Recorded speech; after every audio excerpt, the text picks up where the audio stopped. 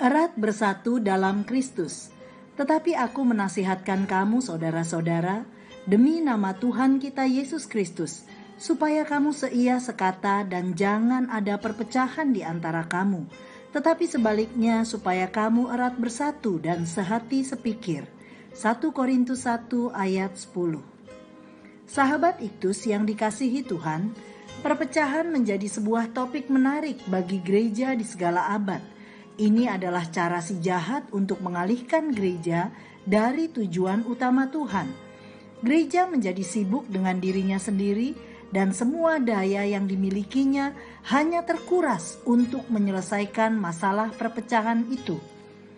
Nasihat untuk seia sekata, erat bersatu, dan sehati sepikir bukan hanya diperlukan bagi mereka yang mengalami perpecahan, tetapi juga sebagai langkah mengantisipasi perpecahan yang mungkin saja terjadi dalam persekutuan kita. Jemaat di Korintus adalah sebuah contoh jemaat yang kurang mengalami pertumbuhan secara rohani, meskipun jemaat ini adalah jemaat yang penuh dengan karunia rohani.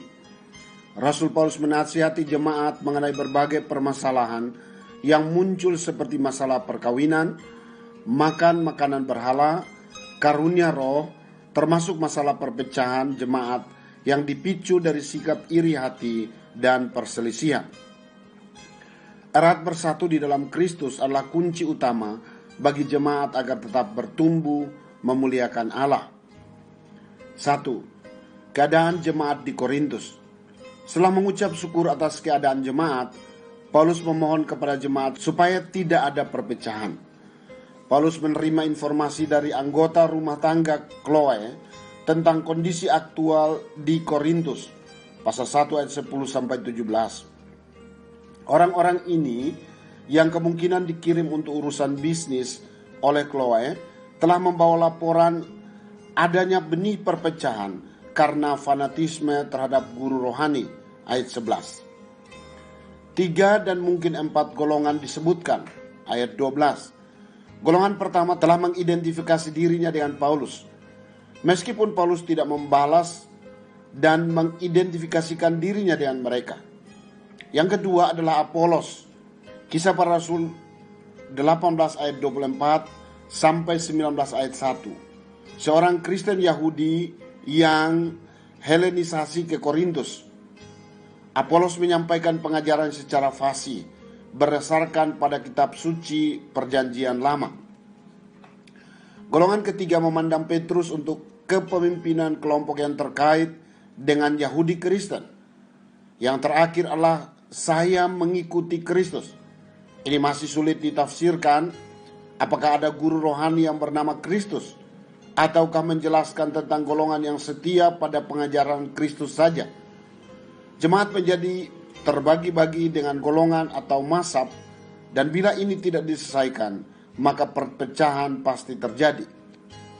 2. Nasihat untuk erat bersatu dalam Kristus. Istilah erat bersatu digambarkan seperti tulang persendian yang dapat menyatu untuk menjadi berguna bagi tubuh. Beberapa nasihat untuk erat bersatu, bukan tentang nama pelayan Tuhan, tetapi tentang nama Kristus. Rasul Paulus menunjukkan kepada jemaat apa yang seharusnya menjadi penting, yaitu bukan Apolos atau Paulus, tetapi Allah. Nama Kristus adalah Tuhan yang disalibkan untuk menyelamatkan manusia dari hukuman dosa. Nama Kristus yang disebutkan dalam baptisan sebagai meterai keselamatan, pasal 1 ayat 13. Bukan tentang hikmat perkataan, tetapi tentang pemberitaan salib Kristus. Kebanggaan hikmat perkataan seperti yang dimiliki Apolos sebagai pengkhotbah besar yang belajar retorika Helenisme, atau Paulus dengan segudang kepandaian yang dimilikinya, Rasul Paulus mengingatkan apa yang utama, yakni pemberitaan tentang salib Kristus, supaya salib Kristus jangan menjadi sia-sia, pasal 1 ayat 17. Sebab aku telah memutuskan untuk tidak mengetahui apa-apa di antara kamu selain daripada Yesus Kristus, yaitu Dia yang disalibkan, pasal 2 ayat 2. Bukan tentang hasil pelayanan, tetapi tentang karya salib Kristus. Rasul Paulus menyebutkan beberapa buah pelayanan seperti Krispus, Gaius, dan juga keluarga Stefanus. Namun kebanggaan pada buah pelayanan bukan hal utama, karena seorang pelayan hanyalah utusan Kristus. Pasal 1 ayat 17. Perhatikan bahwa firman Tuhan mengajarkan kepada mereka yang melayani Tuhan untuk tetap bersikap rendah hati dan membawa setiap buah pelayanan untuk bergantung kekuatan Allah dan tidak bergantung hikmat manusia. Bandingkan pasal 2 ayat 5. Sahabat Iktus, tantangan bagi persekutuan untuk menyembah Allah adalah adanya benih-benih perpecahan yang semakin bertumbuh. Jemaat dan pelayan Tuhan seharusnya memiliki kepekaan terhadap hal ini dengan cara senantiasa memelihara pertumbuhan rohani. Masalah yang sering muncul adalah bergesernya fokus dari apa yang utama kepada yang sekunder, bahkan yang sepele. Lebih mengutamakan hamba Tuhan dibandingkan Tuhan, atau pekerjaan Tuhan daripada Tuhan, atau dapat juga fasilitas menjadi fokus utama lebih dari Tuhan. Yang terutama adalah Kristus dan bukan nama lain. Yang terutama adalah pemberitaan salib Kristus dan bukan berita lain. Dan yang terutama adalah karya Tuhan yang mengerjakan buah bernilai kekal, karena manusia hanyalah alat. Inilah kehidupan bersama yang seharusnya menempati tempat utama dalam kehidupan orang yang telah mengalami kelahiran baru, yakni fokus hanya kepada pribadi dan karya Kristus. Sahabat Iktus yang dikasihi Tuhan, mengapa kita memerlukan nasihat untuk erat bersatu dalam Kristus? Masalah apa yang sering kali terjadi dalam jemaat sehingga memerlukan nasihat untuk erat bersatu?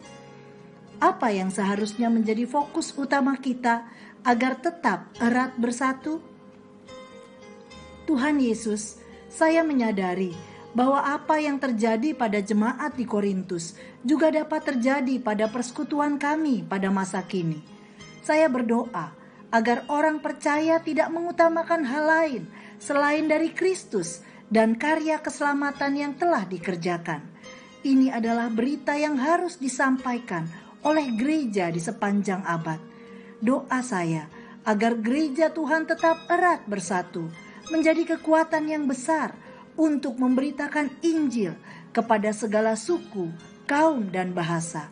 Dan hal ini dimulai dari saya untuk berfokus kepada apa yang utama. Amin.